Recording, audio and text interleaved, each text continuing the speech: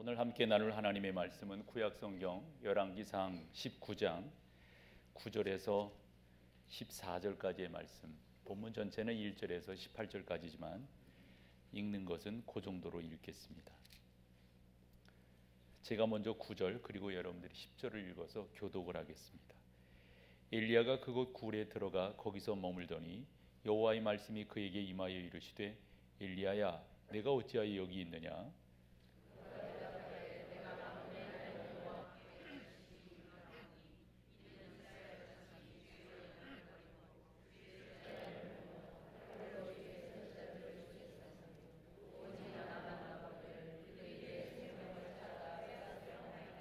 여호와께서 이르시되 너는 나가서 여호와 앞에서 산에 서라 하시더니 여호와께서 지나가시는데 여호와 앞에 크고 강한 바람이 산을 가르고 바위를 부수나 바람 가운데 여호와께서 계시지 아니하며 바람 후에 지진이 있으나 지진 가운데도 여호와께서 계시지 아니하며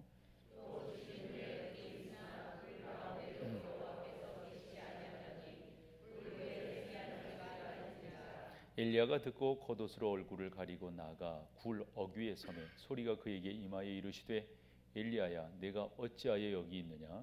그가 대답하되 내가 만군의 하나님 여호와께 열심히 유별하오니 이는 이스라엘 자손이 주의 언약을 버리고 주의 제단을 헐며 칼로 주의 선지자들을 죽였음이오며 오직 나만 남았거늘 그들이 내 생명을 찾아 빼앗으려 하나이다. 아멘. 우리가 잘 아는 고대 그리스 철학자 플라톤이 있습니다. 이분이 폴리티아라고 하는 책을 썼는데요. 그래서 일반적으로 국가론 이렇게 제목이 달려서 번역이 되지만은 그 내용을 읽어보면 지도자론이라고 하는 것을 알게 됩니다. 아마도 제가 이해하기로는 그렇게 이해가 됩니다. 그 선생 소크라테스가 그렇게 옳지 못하게 죽어가는 모습을 보면서 과연 국가는 어떠해야 될 건가? 그리고 국가 중에서도 지도자는 어떠한 지도자가 되어야 할 것인가? 이러한 논지를 가지고 그 책을 썼다라고 봅니다. 9개의 챕터로 되어 있는데요. 7번째 챕터에 오늘 우리가 상고하는 이 말씀에 좋은 예화가 될 것 같은 하나의 대목이 나옵니다. 그 대목은 이 동굴 안에 사람들이 있는데 그 사람들은 어려서부터 쇠사슬에 묶여 있습니다.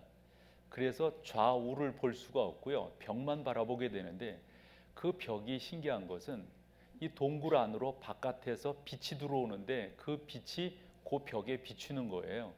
근데 이 사람들은 동굴 안에 살면서 양쪽으로 묶여 있고 고개를 좌우로 돌릴 수 없이 그 벽만 보는데 바깥에 사람들이 지나다녀요. 그 지나다니는 사람들이 빛에 의해서 동굴 안에 있는 그 동굴에 비춰지게 됩니다. 근데 그 사람들이 지나다닐 때 그냥 지나다니는 것이 아니라 무슨 형상을 가지고 지나갑니다. 예를 들어 인형을 가지고 지나간다거나 아니면 다른 무슨 목각, 무엇을 만든 것을 가지고 지나간다거나 이럴 때 무슨 대화를 합니다.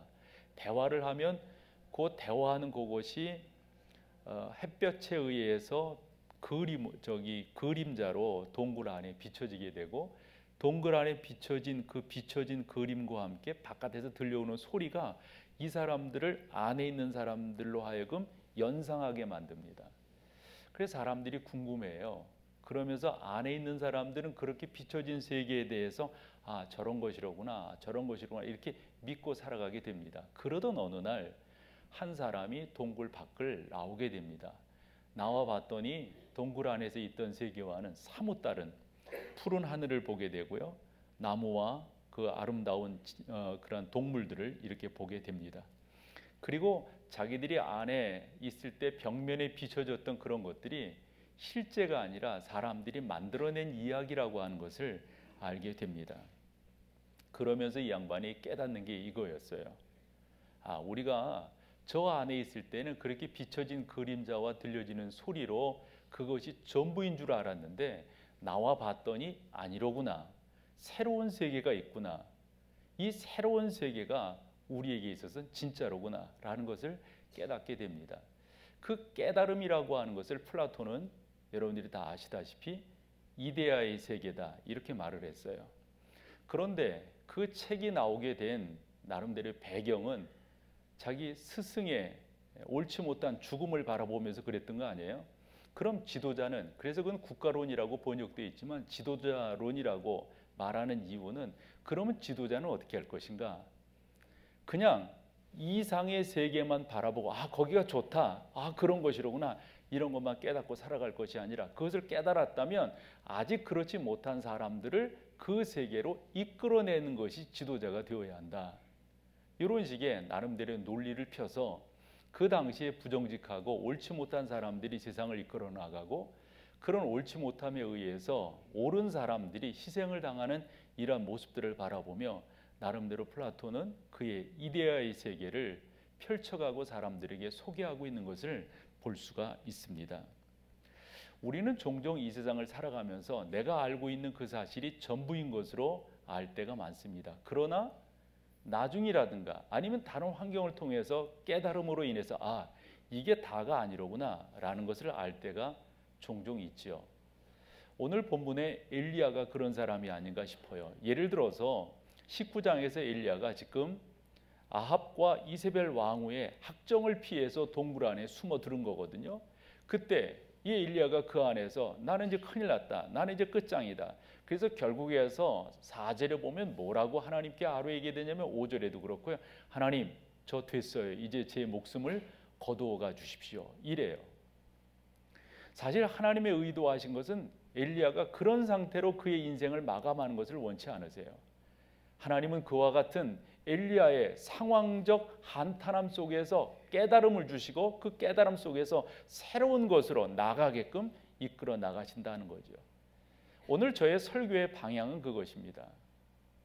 여러분 가운데도 동굴 안에 사람들이 있으면서 나는 이렇게 인식하고 있듯 여러분들의 삶, 그 중에서도 고난과 고통과 환경적 어려움에 자기 자신을 마치 쇠사슬에 묶여 있는 것처럼 이해하고 계신 분이 계실지도 모르겠어요. 저는 그렇게 도전하고 싶은 거예요. 여러분, 그게 다가 아닙니다. 새로운 세계가 있습니다. 그 새로운 세계라고 하는 것은 플라톤이 이야기하는 이데아가 아니라, 우리는 전능하신 하나님께서 우리를 구원하시고 구원받은 우리라고 한다면 그저 그렇게 살다가 고생 그렇게 하다가 내 인생 끝나는 것으로 말 것이냔 말이죠. 그게 아니라는 거예요. 그 이상의 하나님의 계획이 있다고 하는 것을 오늘 저는 이 본문을 주제로 해서 설교함으로, 혹여 여러분 가운데 고난 가운데 있으신 분이 계실지 모르겠어요. 역경 가운데 있는 분이 계실지 모르겠어요. 그런 여러분들을 좀 더 일깨워서 하나님의 존귀한 하나님의 사람들로 이끌어가고 싶음이 오늘 제 설교의 목적이 되겠습니다. 그렇다고 한다면 오늘 본문을 좀 더 이해를 해야 되겠죠. 엘리야라고 하는 사람을 통해서 하나님은 우리에게 무엇을 교훈하려고 하시는가?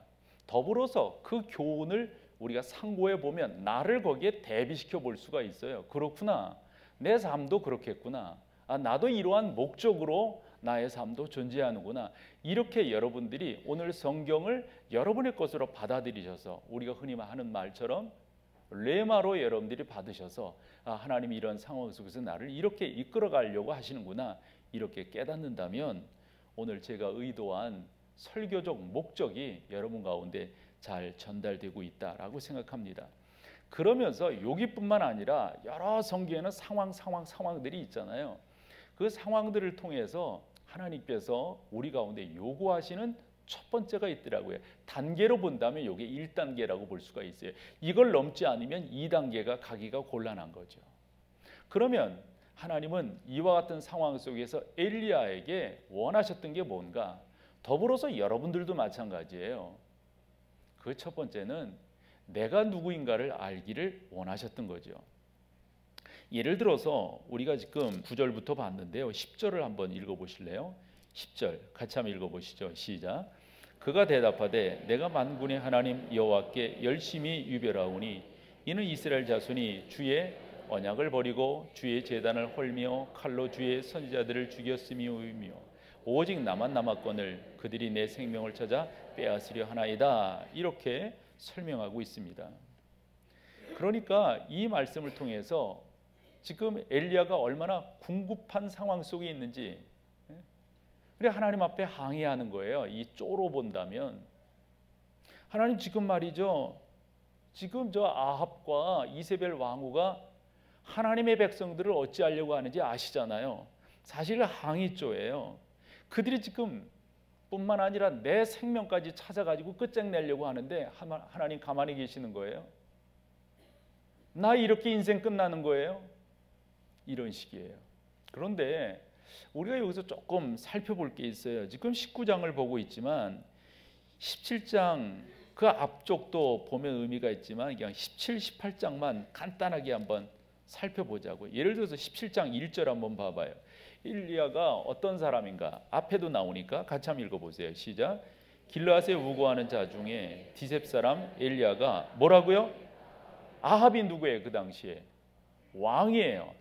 정말 엄청난 사람이에요. 엄청난 사람. 사실 우리는 성경에서 아합 그러면은 좀 뭐 이렇게 안 좋은 사람으로 이렇게 알려져 있지만 나는 그걸 보고 깜짝 놀랐어요. 여러분들이 그 대형 박물관에 혹여 가셨다면 그 정문 딱 들어가 보면서 이 당시 문화의 토판 하나를 발견하게 돼요. 그 토판 가운데는 그 당시에 왕들이 지배하고 있었던 땅들에 대한 설명이에요. 그 안내를 들어보면 그 땅들에 대한 설명들, 그 왕들 가운데 누구 이름이 나오는지 아세요? 아합이 나와요.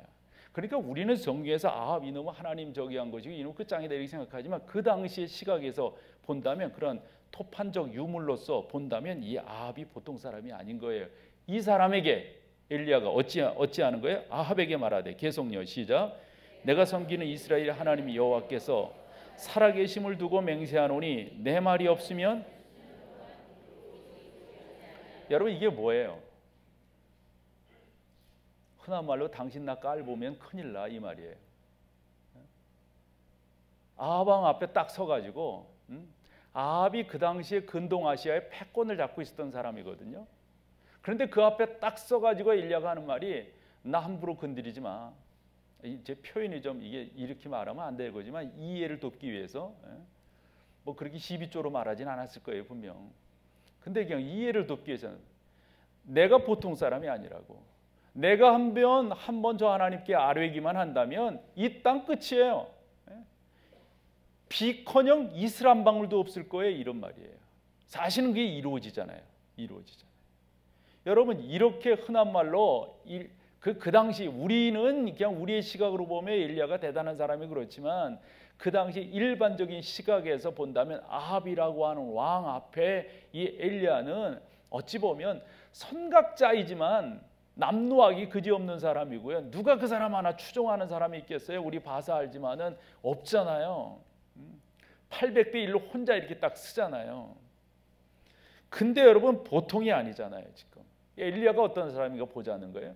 그래가지고 하나님께서 엘리야의 기도를 들으시고 그 땅에 어려움이 내리게 되었는데 그 가운데 사람들이 먹고 마시는 것에 되게 지금 힘들어한다고요. 한데 엘리야만은 어떤 식의 4절 같이 한번 봐봐요. 시작.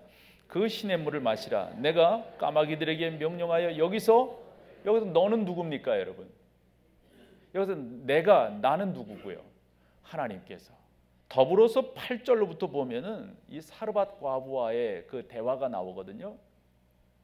그러니까 이 사르밧 과부 우리가 일반적으로 보면 냉정하기 그지없는 선지자예요. 근데 엘리야가 하나님을 믿는 그 믿음이 얼마나 강했던가를 이러한 냉정하기 그지없는 상황을 통해서 우리 가운데 설명을 잘 해준다고요. 그래서 아니나 다를까 그 집이 엘리야를 대접하게 되고 놀라운 복을 받게 되는 것과 동시에 아들이 죽었을 때 그 아들이 엘리야를 통해서 살아나게 되는 것을 우리가 볼 수가 있어요. 이게 17장의 내용이에요. 18장 아시잖아요 여러분. 갈멜산. 엘리야 보통 사람이에요. 그런데 19장에 들어가가지고 이거 웬걸요? 이렇게 당당하던 사람이 여기서 왜 굴 속에 숨어 들어간 거예요? 굴 속에 숨어 들어가는 것도 그냥 숨어 들어간 게 아니라요. 얼마나 힘들게 쫓겨서 그 안으로 들어갔는지 몰라요. 여러분 예를 들어서 우리가 19장 8절 한번 봐봐요. 8절 다 같이요. 시작. 이에 일어나 먹고 마시고 그 음식물에 힘을 의지하여 어떻게? 40주 40야를 가서 하나님의 산 그 호렙에 이르러서 들어간 굴이 이건 거예요.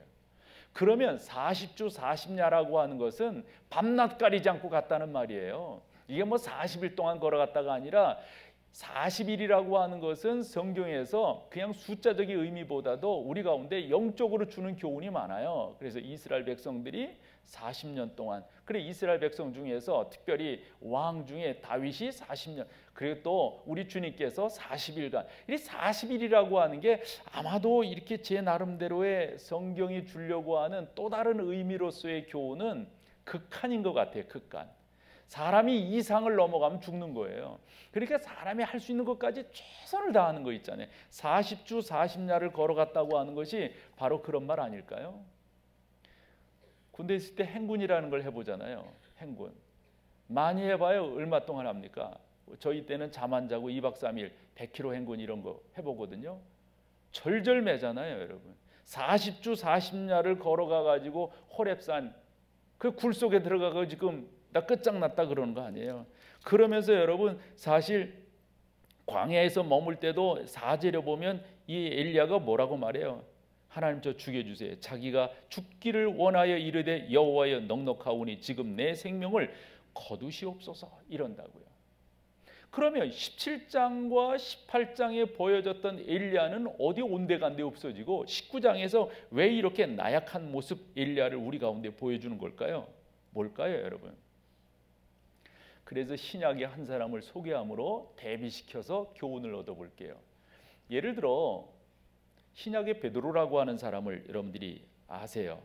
무리를 걸었던 사람이고 그 누구보다도 훌륭한 신앙 고백을 했어요. 주는 그리스도시요 살아계신 하나님의 아들이십니다.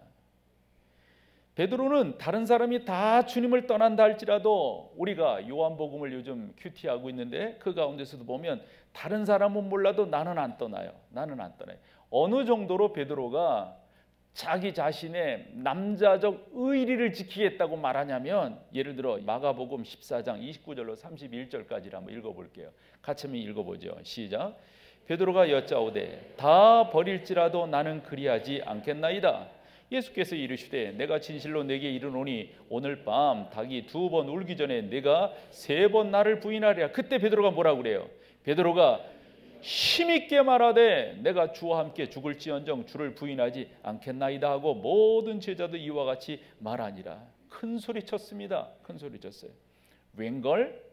그러나 베드로가 어떻게 되어진지 여러분 알잖아요. 그러니까 우리가 있잖아요. 너나 할 것 없이 나라고 하는 사람을 언제 발견하게 되느냐? 잘 나갈 때가 아니에요. 잘 나갈 때 자기를 발견한 사람 한 사람도 없어요. 여러분 죄송하지만 여러분들이 예수 그리스도 언제 만나셨어요? 흔한 말로 잘 나갈 때 예수님 만나셨던 분 계세요? 만나신 분 계세요? 아마 한 분도 안 계실걸요. 사람은 잘 나갈 때 자기가 누구인지 몰라요. 속된 말로. 어려움이 있을 때, 적어도 궁급한 상황일 때, 내가 얼마나 연약한 인간인가 라고 하는 것을 깨달을 때 내가 누구인가를 알게 된다고요. 좀 전에 베드로 이야기를 했지만 베드로가 어찌했어요? 가야바 법정에서 주님을 멀찍이 따라가면서 그때 자기를 알아보는 꼬마아이가 있었어요. 혹시 아저씨도 저 한 팀 아니었어요? 너 뭔 소리 하냐? 본 것 같은. 아니라니까. 그때 거기 있었잖아요. 아니라니까. 그때 닭이 울었다는 거 아니에요? 그때 베드로는 주님의 말씀이 생각났다고 그랬어요. 근데 주님의 말씀이 그냥 생각난 게 아니라 가야바 법정에서 신문 받고 있는 주님과 눈이 마주쳤어요. 눈이 마주쳤어요. 그때 주의 말씀이 생각나 밖에 나가 펑펑 우는 베드로인 것을 우리가 발견하게 된다고요. 하나님도 지금 여러분들을 통해서 원하시는 것이 있어요. 특별히 스스로 여러분 가운데 고난이라고 생각하는 분이 계시다면 그것은 그냥 우리 가운데 주어진 것이 아니죠. 그것을 통해서 하나님이 여러분들이 누구인가, 나는 어떻게 살아가야 하는가, 나는 어떠한 힘으로 살아가야 될 사람인가 라는 것을 하나님은 여러분들로 알게끔 하시는 거죠. 베드로가 그때서야 겸손해졌습니다. 엘리야도 저는 마찬가지라고 생각해요. 아합 왕과 이세벨 앞에서 담대하게 자기가 누구인가 흔히 실력도 발휘하고 그 앞에서 이적도 행하고 그 앞에서 하늘의 문을 열어서 불이 내려서 제단을 불살르는 그러한 놀라운 역사를 이룰 때 그는 아마 당당했다고 생각해요. 근데 하나님은 그것으로 끝난 것이 아니라 그를 훈련시키고자 하는 나름대로의 계획을 갖고 계셨어요. 저나 여러분들이나 똑같은 거죠. 늘상 우리가 신장로길만 걸어간다면, 꽃길만 간다면, 늘상 포장길만 간다면 내가 나됨을 깨달을까요? 목회도 그렇더라고요. 그래서 하나님께서 너무도 잘 아시기 때문에 적절하게 사람을 세우세요. 적절하게 훈련시키세요. 적절하게 연단하세요. 적절하게 깨닫게 하세요. 그게 하나님의 인도하심이에요. 그래서 이 과정을 겪은 사람들이 고백하는 고백이 뭐겠어요? 바울이 그 고백을 했어요. 고린도전서 15장 10절이에요. 한번 보여줘 봐요. 같이 한번 읽어보죠. 시작. 그러나 내가 나 된 것은 하나님의 은혜로 된 것이니 내게 주신 그의 은혜가 헛되지 아니하여 내가 모든 사도보다 더 많이 수고하였어. 그 다음 중에요. 내가 한 것이 아니요 오직 나와 함께 하신 아멘. 이것을 고백하게 하는 거예요. 하나님. 여러분들이 이 단계까지 가셨다면 모든 것은 하나님이 하셨습니다. 이건 하나님이 영광 받으셔야 됩니다. 하나님, 이건 하나님이 하셨습니다. 내가 가진 경험, 연륜, 지혜, 지식, 나의 어떤 스펙, 이런 것들이 아무것도 아니로구나. 그분 앞에서 정말 아무것도 아니로구나. 그럴 때 여러분들이 동굴 바깥으로 나와 새로운 세계가 그 앞에 펼쳐졌던 그 한 사람, 그래서 그 놀라운 삶 속에서 새로운 세계를 향해, 즉 이데아를 향해 나아갔던 것처럼 여러분들도 그와 같은 깨달음을 가지게 된다는 거죠. 우리가 종종 찬양을 많이 하는데 그 찬양 가운데 주의 보좌로 나아갈 때 어떻게 나가야 할까? 어떻게 나가야 할까요? 주의 보좌로 나아가야 할 때 나를 구원한 주의 십자가, 그것을 믿으며 가네. 자격 없는 내 힘이 아닌 오직 예수님의 보혈로, 오직 예수님의 보혈로. 사랑하는 여러분, 그러므로 엘리야의 동굴은 그가 이제 인생 끝장내는 그런 장소가 아니라 패배하여서 그저 넋두리 하다가 인생 끝내는 그런 장소가 아니라 자기의 모습을 발견하는 축복의 장소라고 하는 사실. 그래서 성경을 이렇게 읽다 보면 그 가운데 중첩된 교훈들이 있어요. 중첩 뭔지 아시죠? 사실 이런 거 있잖아요. 광야, 이 당시 사람들에게는 죽음이에요. 광야는. 그런데 성경은 중첩된 교훈을 우리 가운데 주죠. 뭐예요? 훈련이에요. 죽음인데 훈련이에요. 그곳에 들어가면 죽는 건데 그곳에서 살아서 나와요. 십자가의 끝장이에요. 그런데 그것을 통해서 부활의 역사를 이루어요. 말씀드린 것처럼 저는 이 시간 이와 같은 목적을 갖고 설교를 준비했어요. 나는 왜 이렇게 힘들까? 왜 나만 이럴까? 왜 우리 집만 이럴까? 죄송하지만 그 자리에 가보면 너나 할 것 없이 그런 마음 다 갖게 돼 있지 않나 싶어요. 한때는 저도 그랬으니까요. 왜 나는 이렇게 태어났을까? 왜 이랬을까? 바보죠. 바보죠. 그런데 지금에 와서 보면 그 환경이 나를 이 자리에 서게 했더란 말이죠. 이 자리에서 여러분 앞에 설 수 있도록 해주셨단 말이죠. 내가 아닌 것을 깨달을 때 훨씬 힘이 있습니다. 우리가 흔히 그런 말 하잖아요. 힘 주어서 운동하면 더 안 된다고. 뭔 말인지 여러분 아시죠? 이상합니다. 그래서 이 세상엔 참 역설적인 게 많습니다. 그 중에 기독교 진리가 더더욱 그렇습니다. 그러므로 첫 번째, 이와 같은 환경을 통해서 하나님께서는 엘리야가 너 어떤 사람이니? 너 누구이니? 너 스스로 뭐 한다고? 천만의 말씀. 이거 깨닫게 하시듯 여러분들도 그러시다 하는 거예요. 그래서 두 번째로 나가서 그러면 그것을 통해서 뭐냔 말이에요. 하나님을 발견하는 거예요. 그러니까 여러분 우리가요 첫 번째 교훈 같은 거는 그러니까 모든 세상에 그래도 지각 있는 사람들이 얻어낼 수 있는 교훈이에요. 일반적인 거예요. 그런데 귀결을 어떻게 가지고 오느냐? 이게 기독교냐 아니면 이방적인 것이냐 일반적인 것이냐 이렇게 나뉘어져요. 귀결을 뭐로 가야 될까요? 하나님을 알아가는 것으로 가야 돼요. 그냥 일반적인 교훈으로 뭐 다 그런 거잖아요. 쥐구멍에도 언젠가 볕들 날이 있어. 응? 기다려. 다 사람들이 이 세상 살다 보면 기회가 3번 오니까 기다려. 일반적인 거예요. 그래서 교훈을 얻을 수 있죠. 그러나 성경의 교훈은 그런 것을 통해서 하나님을 발견하는 것, 하나님을 찾아가는 것, 이게 중요해요. 여러분들은 그분 중에 한 분이세요. 그래서 11, 12절을 좀 같이 읽어보고 말씀을 좀 더 나눠볼게요. 11, 12절 같이 봅니다. 시작. 여호와께서 이르시되 너는 나가서 여호와 앞에서 산에 서라 하시더니 여호와께서 지나가시는데 여호와 앞에 크고 강한 바람이 산을 가르고 바위를 부수나 바람 가운데서 여호와께서 계시지 아니하며 바람 후에 지진이 있으나 지진 가운데에도 여호와께서 계시지 아니하며 그 다음에 또 지진 후에 불이 있으나 불 가운데에도 여호와께서 계시지 아니하더니 불 후에 세미한 소리가 있는지라. 자, 우리가 이해해야 될 게 여기 보면 바람, 지진, 불 이래요. 근데 바람, 지진, 불 요것은 출애굽기만 보더라도 하나님이 사람 가운데 임재하시는 상징이었어요. 예를 들어서 바람이라고 하는 것도 마찬가지예요. 지진이라고 하는 것도 그래요. 불이라고 하는 것도 그래요. 여러분들이 성경에서 찾아볼 수 있을 거예요. 그런데 하나님이 이번에는 그런 방법으로 나타나지 않으세요. 예를 들어서 엘리야 같은 경우는 17장에서 그렇게 하나님을 경험했어요. 18장에서 그렇게 하나님을 경험했어요. 이번에는 다른 차원에서 하나님을 경험하기를 원하세요. 자, 그러면 왜 하나님이 바람 가운데서도 불 가운데서도 지진 가운데서도 나타나지 않았는가? 예전엔 다 그런 방법으로 나타나셨던 하나님께서.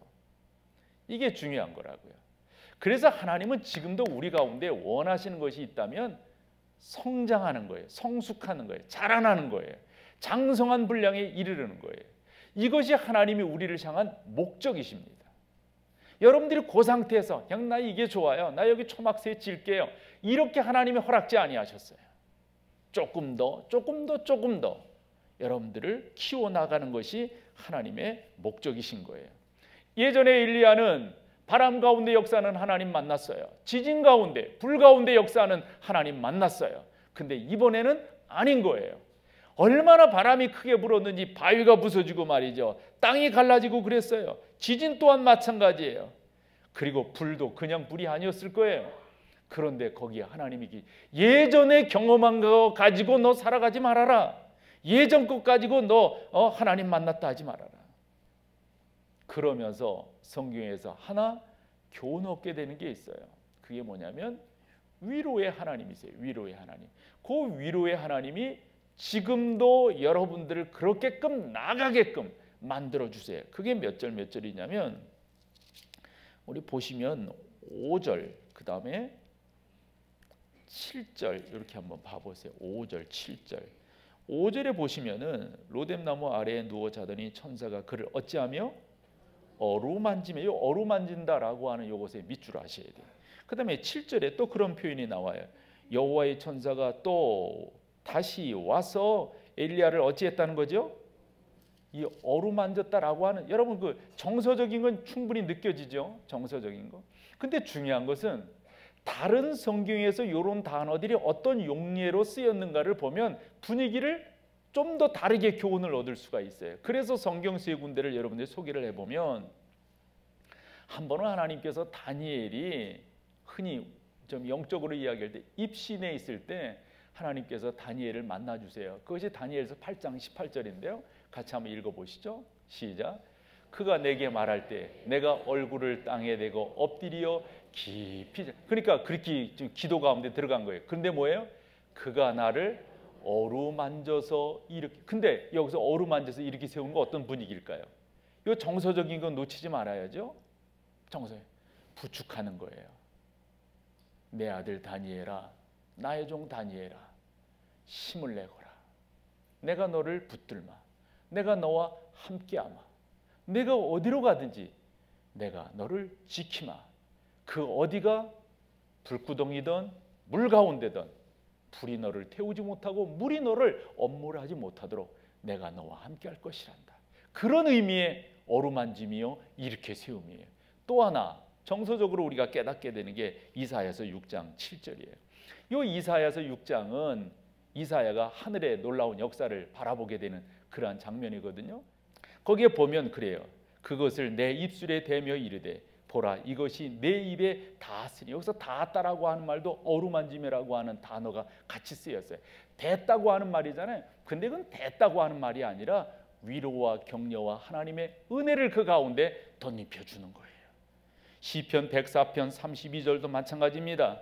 그가 땅을 보신즉 땅이 진동하며 산들을 만지신즉 연기가 나는도다.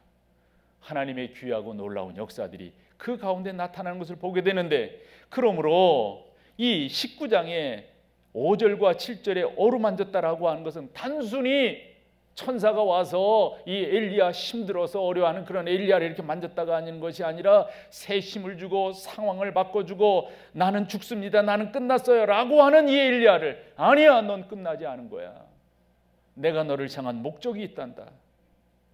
엘리야야 내가 너를 만나마. 그래서 엘리야를 어디로 보내요? 호렙산으로 보내요. 그 산으로 보내요. 근데 여러분 그 산 호렙산, 그럴 때 여러분 딱 떠오르는 게 혹시 없어요? 딱 떠오르는 거 없어요? 누가 거기에서 하나님 만났죠? 모세죠. 모세가 어떠할 때 하나님이 그 산에서 만나셨던 거죠? 처음에 하나님이 모세를 불렀어요. 모세가 궁금했어요. 어찌 보면 반신반의했어요. 믿을 수 없다는 표현이었어요. 그때 하나님 뭐라 하셨어요?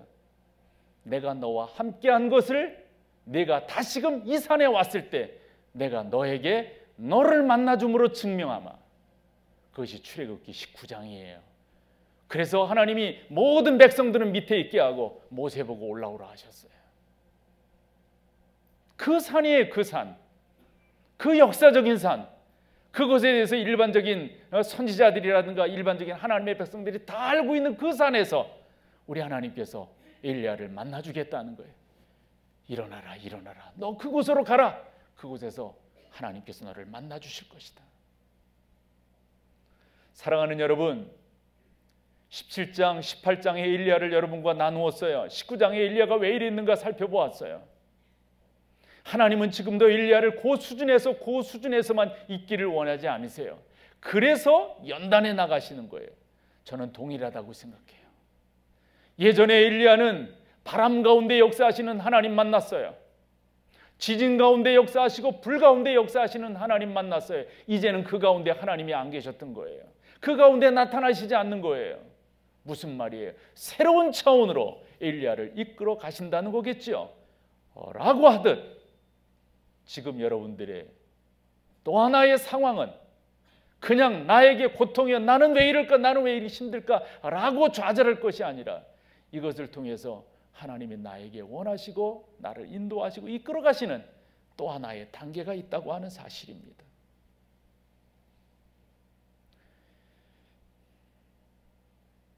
베드로를 한 번 더 생각을 해보게 되었어요. 우리 주님께서 마지막에 베드로에게 내 양을 먹이라, 내 양을 치라, 내 양을 먹이라, 이렇게 요한복음 21장에서 부탁하세요. 내 양을 부탁. 근데요, 가만히 생각해 봐요. 흔한 말로 베드로가 용기 100배 해가지고 말이죠. 예를 들어 신앙 고백할 때라든가 나는 절대 주님을 버리지 않겠습니다. 나는 이렇게 살겠습니다. 이럴 때 우리 주님께서 베드로에게 당신의 양을 맡기지 아니하더라는 거예요. 언제예요? 좌절해 있을 때, 힘들어할 때 베드로를 찾아가셔서 너 나 사랑하니? 너 나 사랑해? 너 나 사랑하냐고. 아시잖아요, 주님. 그러면 말이다, 내가 내 양을 먹여라. 의미가 있죠, 여러분. 의미가 있어요. 저는 마찬가지라고 생각해요. 하나님은 지금도 여러분들이 통과하고 있는 그 고난을 그렇게 쓰고 계신 거예요. 그렇게 쓰고 계신 거예요. 세상 사람들도 이런 것 정도는 알아요. 그래서 하는 말이 눈물 젖은 빵을 먹어보지 않은 사람과 뭐 어쩌라 이러는 거라고요. 저도 이렇게 지내면서 부족함이 많습니다만은 참 그런 분들과 만나 대화할 때 기쁨이 있는 것은 이러한 진리들을 아는 사람들이에요.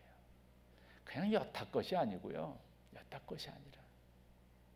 그러므로 여러분, 하나님의 목적하심이 있어요. 여러분들이 누구인가를 아는 거고, 두 번째는 하나님이 어떤 분인가를 아는 거예요.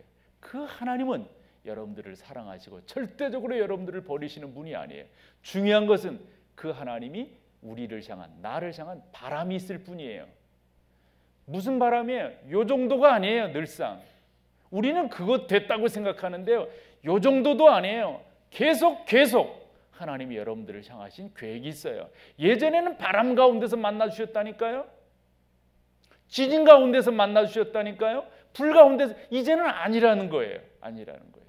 이 하나님을 여러분들이 발견하는 게 무엇보다도 중요합니다. 그러면서 하나 더 살펴보면 이 엘리야가 영적 침체에 이르게 된 것을 이래서 그랬구나 라고 짐작할 수 있는 게, 여러분 그 13절 14절 봐봐요. 엘리야가 그러고 있을 때 하나님께서 천사를 통해서 그렇게 말하니까 엘리야가 뭐라고 말하는가 한번 봐봐요. 예를 들어 13절이 하나님께서 엘리야를 찾아가서 말씀하시는 거거든요. 같이 읽어볼래요? 13절 시작.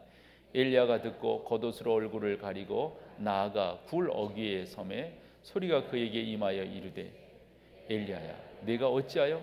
그러니까 너 왜 계속해서 그 자리에 있니? 지금 이 말씀이거든요. 그때 엘리야가 뭐라고 답하는가? 14절 같이요. 시작. 그가 대답하되 내가 만군의 하나님 여호와께 열심히 유별하오니 이는 이스라엘 자손이 주의 언약을 버리고 주의 제단을 헐며 칼로 주의 선자들을 죽였음이오며 오직 나만 남았거늘 그들이 내 생명을 찾아 빼앗으려 하나이다. 여기까지 우리가 본문으로 읽었는데 사실 15절 이하에 보면 15, 16절 이렇게 보면 하나님께서 엘리야에게 원하시는 일이 있어요. 근데 이런 거예요. 엘리야야 너 왜 지금 그런 그 상태로 있냐 그랬더니 엘리야가 하는 말이, 하나님 잘 아시잖아요. 지금 내가 여기서 나갈 수가 있어요? 지금 아합과 이세벨 왕후가 어떤 식으로 지금 이 이스라엘 가운데 하나님의 사람들을 해치고 있는지 다 아시잖아요.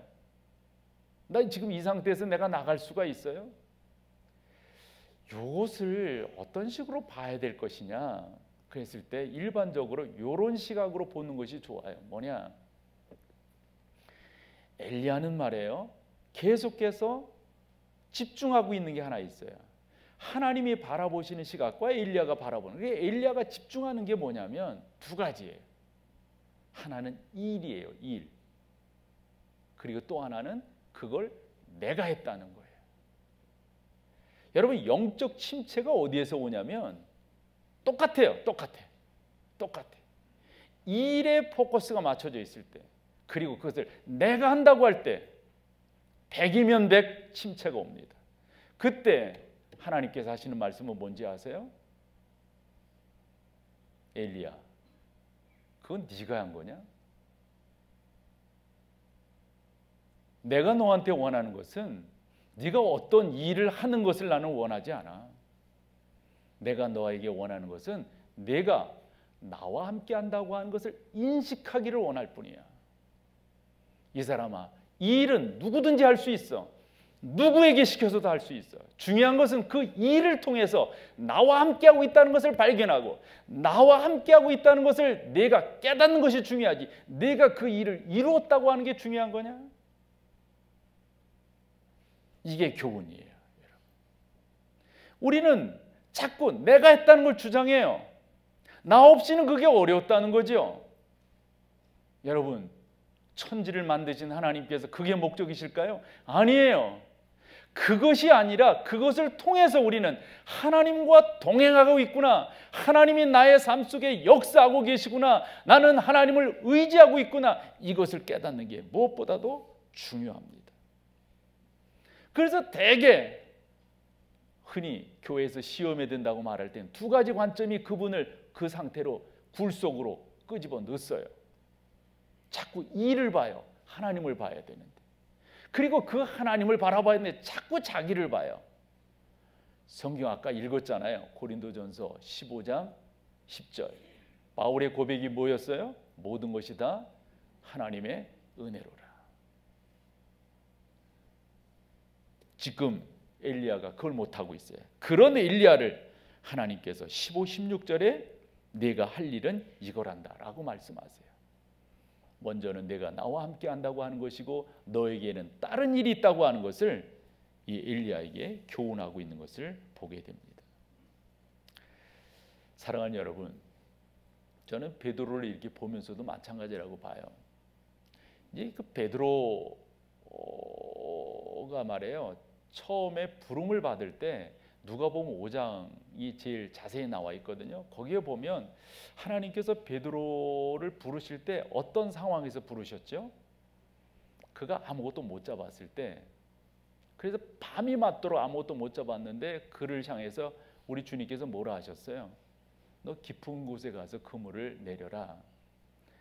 마지막에도 봐봐요. 마지막에도 그가 좌절한 나는 고향으로 가리라. 그래서 고향에 가서 지금 하고 있을 때 우리 주님께서 조반을 만들어 놓으시고 그 해변가에서 기다리시는 거예요. 근데 아무것도 못 잡았어요. 그런 베드로를 향해서 뭐라고 말씀하세요? 오른편에 그물을 내리라 그래요. 근데 이 두 가지 특징이 있어요. 여러분, 상식으로 보았을 때 깊은 데나 낮은 데나 고기 있는 데 그물을 내려야 되는 거 아니에요? 꼭 깊은 데만 가서 내려야 됩니까? 반대로 오른쪽으로만 던져야 됩니까? 왼쪽으로 던지면 안 됩니까? 뭔 말을 우리 가운데 교훈하려고 합니까? 순종이라고 봅니다. 순종. 우리가 나는 이 생각 가져요. 여러분들이 경륜이라는 모든 거 봤을 때 그게 맞을지도 몰라요. 그러나 주님이 원하시는 것은 내 판단, 내 생각, 나의 경륜, 나의 경험이 여러분들의 삶을 이끌어가는 토대가 아니라 전능하신 하나님이 나와 함께하고 계시다고 하는 그 믿음, 그걸 지금 하나님은 우리 가운데 원하세요. 그래서 우리가 늘상 외우는 성경 또 한 번 외워야 돼요. 히브리서 11장 6절. 믿음이, 자 먼저 2층부터 해봐요. 셋, 넷.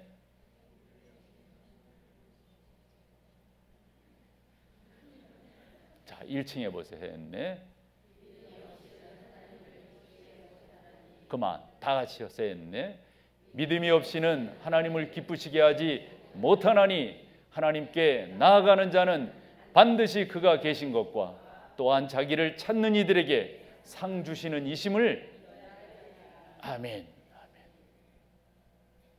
그렇게 여러분들이 나아가셔야 돼요.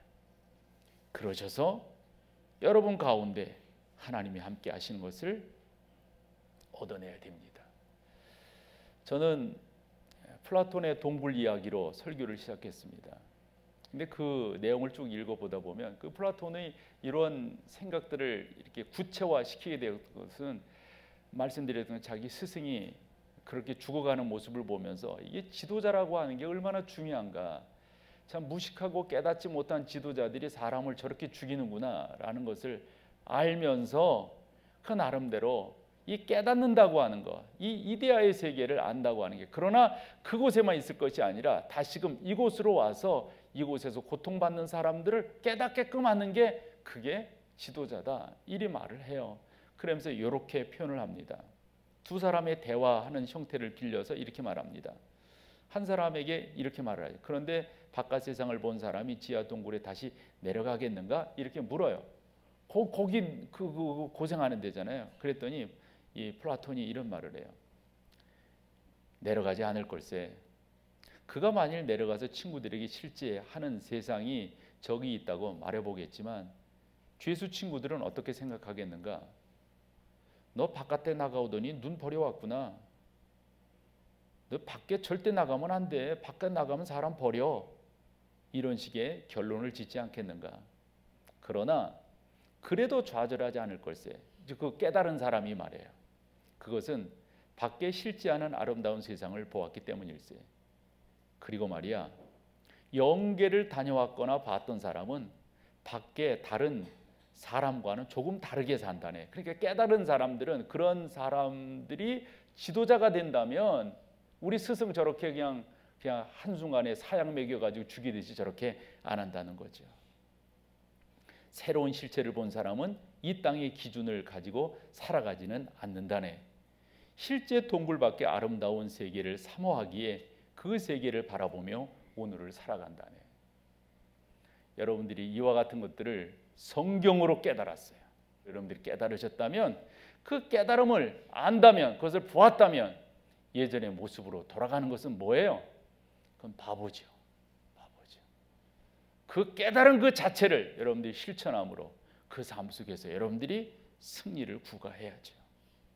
하나님은 지금도 우리 가운데 목적이 있으세요. 그 목적은 내가 누구인가를 아는 거예요. 더불어서 하나님을 발견하게 되는 거예요. 그렇다고 한다면 나는 어떻게 살아야 될 것인가? 이것을 우리 가운데 교훈하고 있어요. 옛날 걸로 살지 말아요. 바람 경험했어요?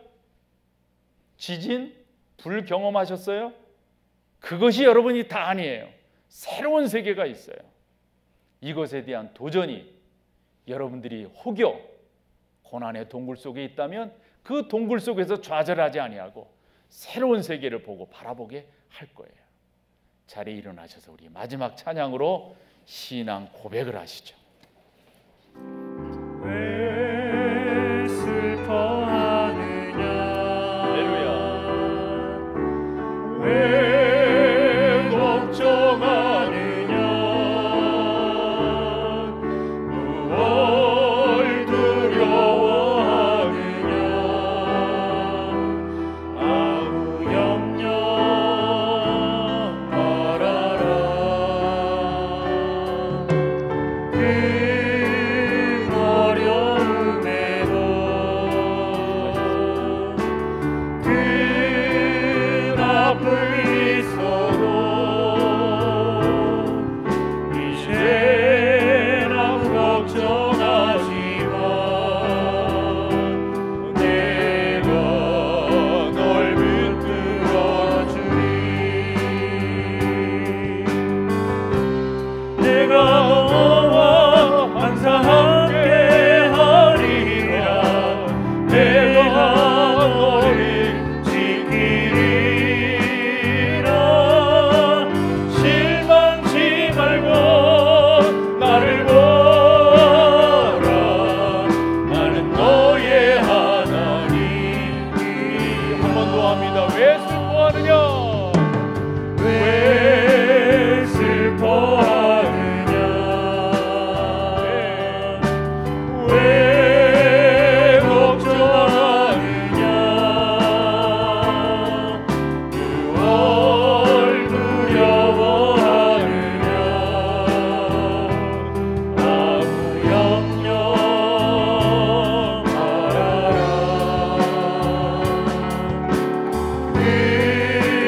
그 어려움